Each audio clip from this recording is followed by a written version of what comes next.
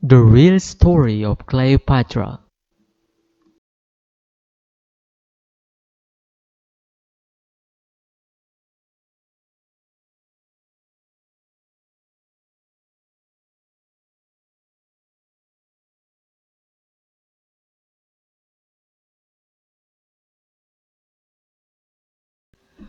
Two thousand years ago, the king of Egypt had a baby daughter.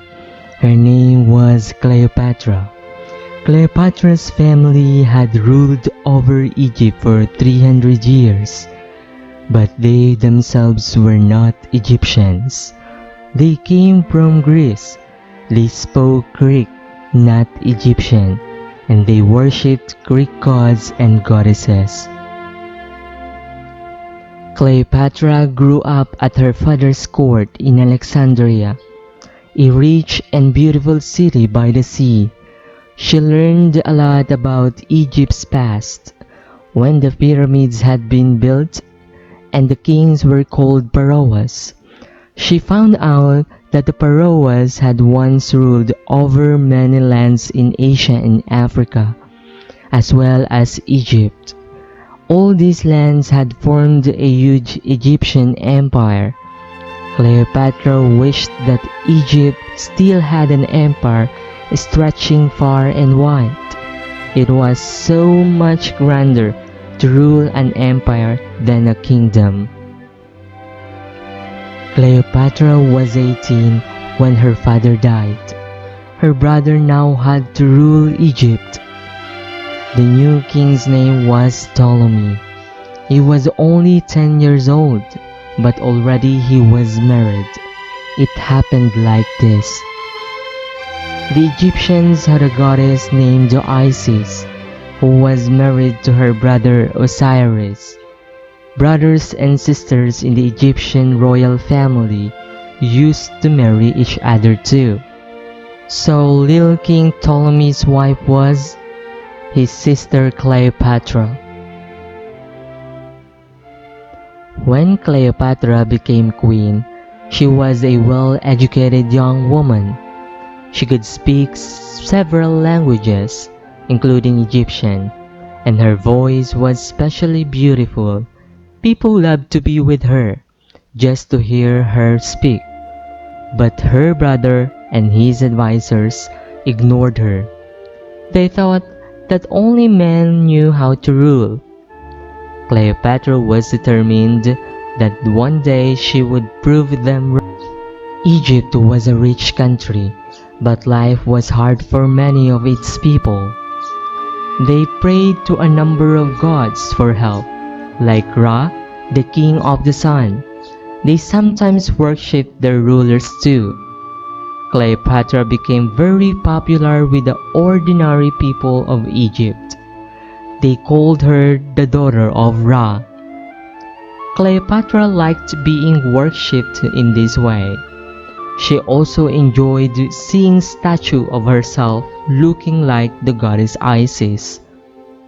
Egypt's religion became very important to her.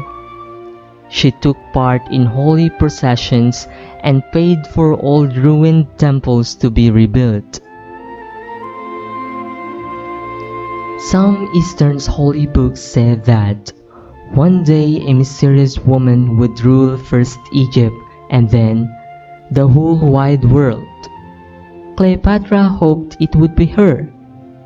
But King Ptolemy had other plans for his sister.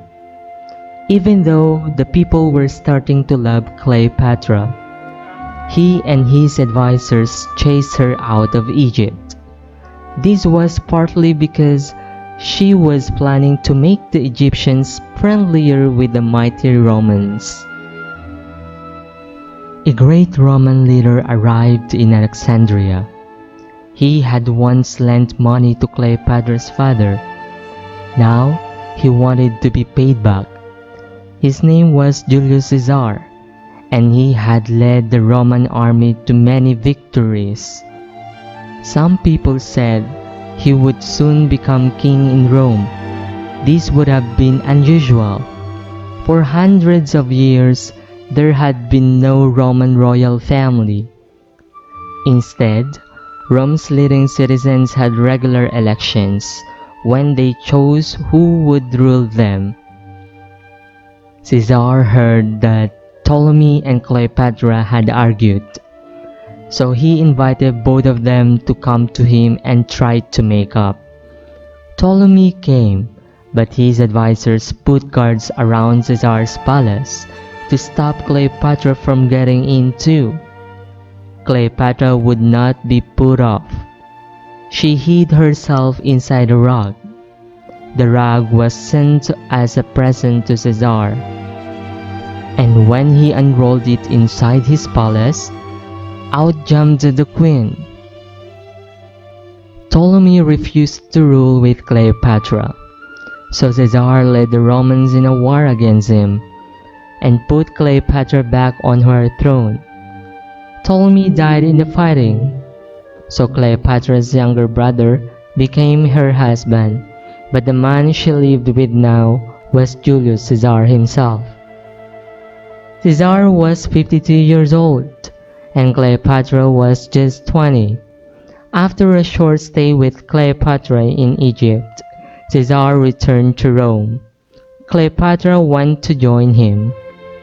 There, they made plans for the Egyptians and Romans to work closely together in the future. Cleopatra hoped that the Romans could help her to conquer a new Egyptian empire. But Caesar had enemies in Rome. They thought he had become too powerful, so they murdered him. Cleopatra fled back to Egypt, taking her young son, Caesarion, with her.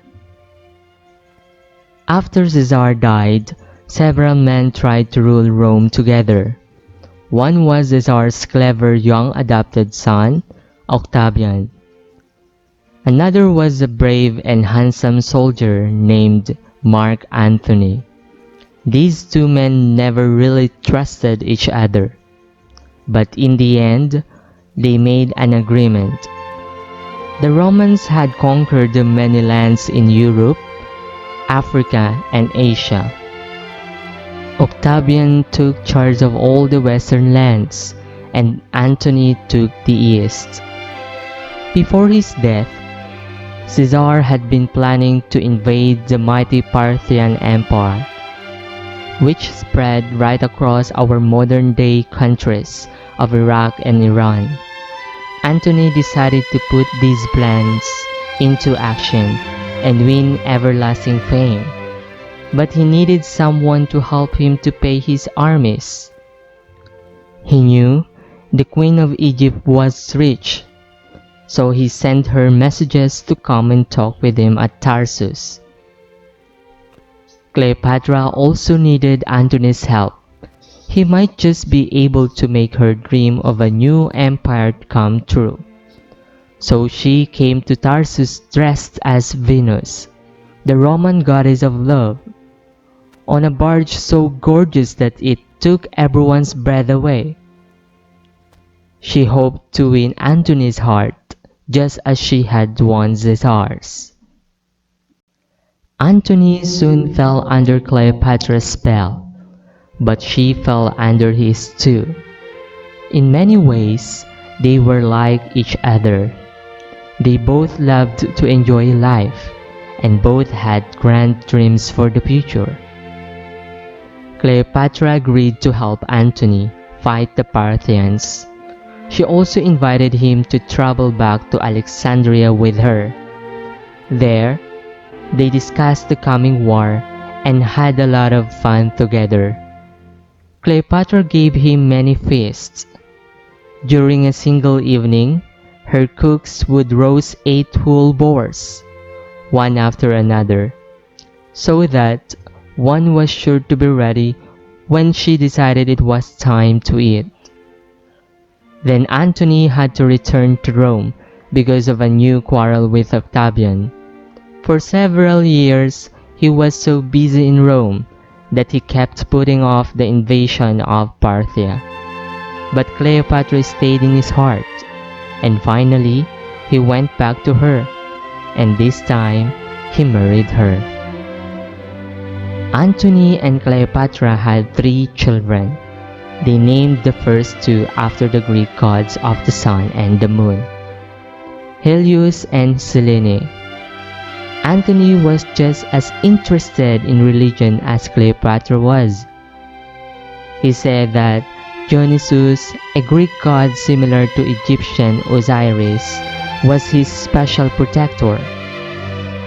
Dionysus was a god of wine and dancing. His worshippers held wild, drunken processions in his honor. Antony liked to think that he was a kind of human god himself. If Cleopatra was the new Isis, then he was the new Dionysus. He believed that together they could start a golden age, when East and West would live in perfect peace. But first, there was a war to fight. At last, Antony was ready to attack Parthia. He marched east at the head of the vast army. His hopes were high. As soon as he had beaten the Parthians, he planned to lead his men against Octavian. Then he would prove to everyone that he was Rome's true master. Antony knew the Parthians would be hard to beat. Few Romans had won victories against them before. Their empire was large, and their archers were especially deadly in battle. In the end, the Parthians proved too much for Antony's army. The Romans could not break down the walls of the cities on their route. They lost many soldiers in surprise attacks by the Parthians. They won some battles, but soon they were fighting against hunger, thirst, and disease as well. Antony saw that they could not win. Grimly, he led his surviving men back. But Cleopatra raised his spirits. She made him remember all their old dreams for the future. Now, they decided to tell the world about those dreams. The people of Alexandria had never seen anything like it. Cleopatra and Antony were giving the biggest party ever. Huge crowds flocked to the city's great athletic stadium. That was where the donation ceremony was held. On a stage made of silver, on thrones made of gold, Antony and Cleopatra sat dressed as Dionysus and Isis. On smaller thrones sat their own 3 children, and also young Caesarion. Antony introduced Caesarion as the son of Julius Caesar, and named him King of Kings. Then he named Cleopatra Queen of Kings. The other children were called rulers too. They all wore the costumes of the countries that one day they would rule over. Some of these countries had not yet been conquered, but others belonged to Rome. When Octavian heard about Antony's donations or gifts of land, he was furious.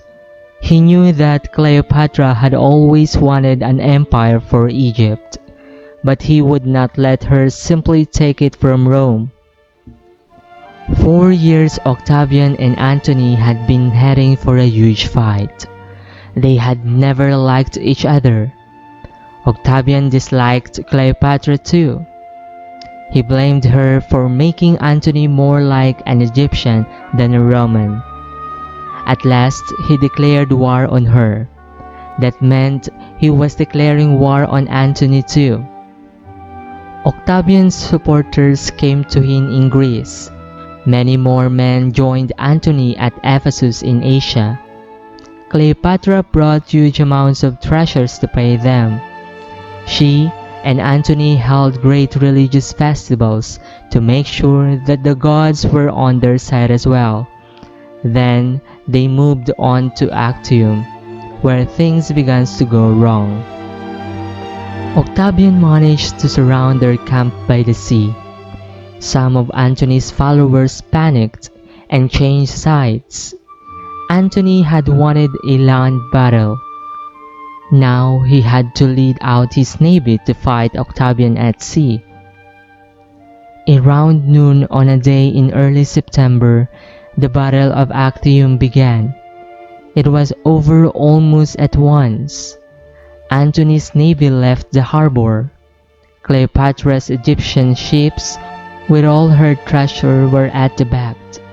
Then suddenly, Cleopatra's ships headed away toward Egypt, and Antony hurried after her in a ship of his own. Maybe they were escaping so that they could fight Octavian later on land. But Antony's men did not know that. Amazed and confused, they surrendered. Cleopatra and Antony made it back to Egypt, but Octavian had not finished yet. His armies closed in on Alexandria and beat its defenders in another battle. He had won the war. Soon he would become the first Roman emperor and call himself Augustus. But what would happen to Antony and Cleopatra? Cleopatra had earlier built a kind of tomb for herself. It was like a little fortress with room inside for all her treasure.